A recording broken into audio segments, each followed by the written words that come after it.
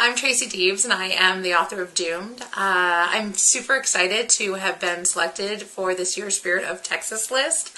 I've been a big follower of the list for years and love all the books on it, so I'm really honored to have been selected. I guess I'll tell you a little bit about Doomed to begin with. Doomed is a modern-day Pandora story, but instead of opening up a box, she opens up an attachment and harkens technological Armageddon.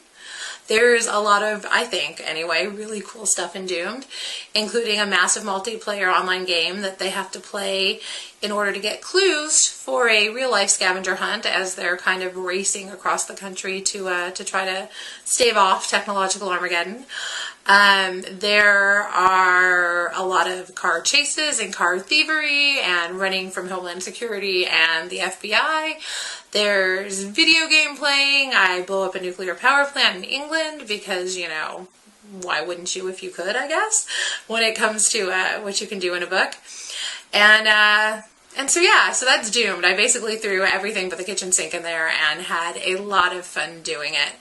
As for why I wrote the book, Doomed is a modern-day Pandora story, like I said before.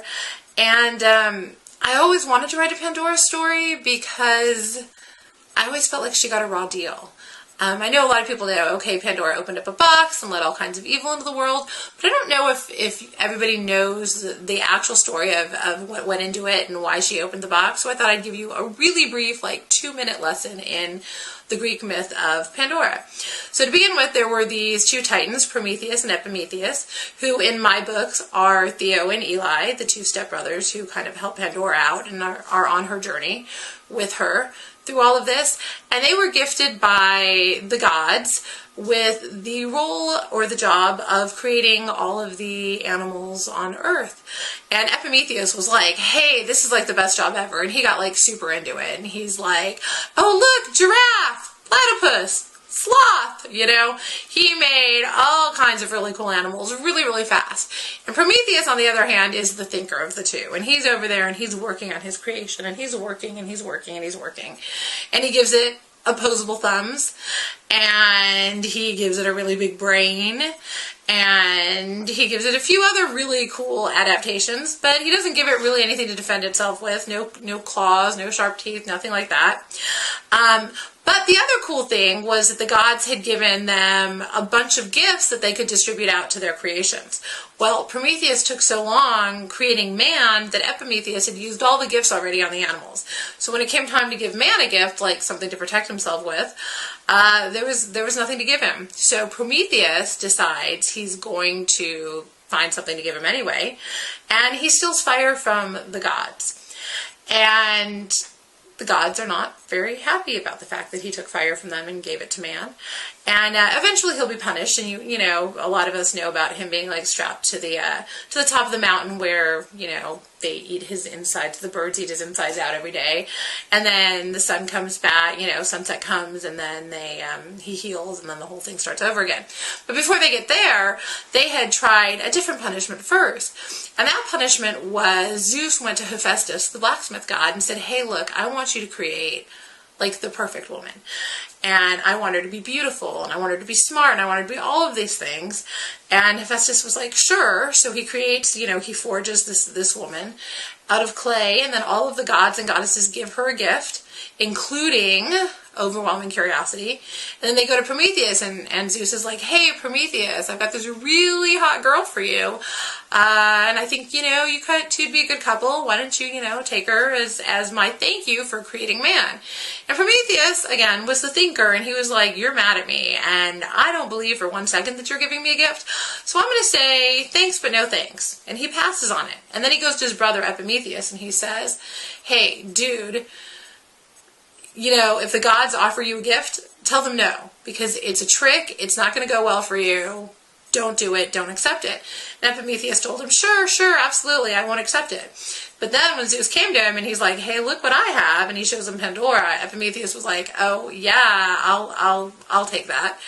And so he marries Pandora, and very soon after, Pandora opens the box and lets all this bad stuff out into the world, and she goes down in history as being the one to have, you know, brought the plagues and sickness and all of these things on us. And I think that that's totally unfair, because Pandora was just a pawn. She was created specifically to open that box and specifically to do all that. And then what? We blame her because she did it. So again, I wanted to write a story from her point of view about, you know, why she did what she did, how she did what she did, and a little bit of vindication because it's not really her fault that it happened. And so I had that part of the story I knew I wanted to do, but I wasn't sure what world I wanted to set it in. And it was actually a little smaller story than what it ended up when I first conceived of it. But I was talking to my agent, who's the one who came up with the idea of, hey, what if she opened an attachment? And I thought, well, that's a really great idea. And so I thought about it and how I wanted to make that happen. And I talked to a lot of engineers and I talked to a lot of technical people about how do I bring down the, you know, how do I bring down the world technologies, you know, speaking. And then Sherry Thomas, who was a Spirit of Texas author last year, who's also a good friend of mine, gave me a copy of Vanity Fair. And it had one of the first articles I'd ever read, one of the first articles that ever really ran, in fact, about a blended threat, which is half virus, half worm, called Stuxnet, which is more popular now. More people have heard about it, but real quick, it's basically a computer, like I said, blended threat worm virus that was created by Microsoft in conjunction with the American and Israeli governments to bring down the Iranian nuclear program. And at the time that I was writing Doomed, everybody suspected this, but nobody knew it. Since then, you know, the United States government's claimed responsibility for it. But it was conceived of under Bush and implemented under Obama and is now considered one of the biggest threats against America today, in fact, now that it's, you know, gotten out and other people have it. But at the time it was still pretty new, so I did a bunch of research on Stuxnet, talked to a lot of computer guys who, I actually talked to the guy who mapped it out, and all of that stuff. And I decided, okay, I want to use this, and then I uploaded it in a massive multiplayer online game that kind of spread out super quickly, and started destroying the world. And everything that happened after that is the story of Doomed, I guess. So anyway, that's Doomed, and thanks.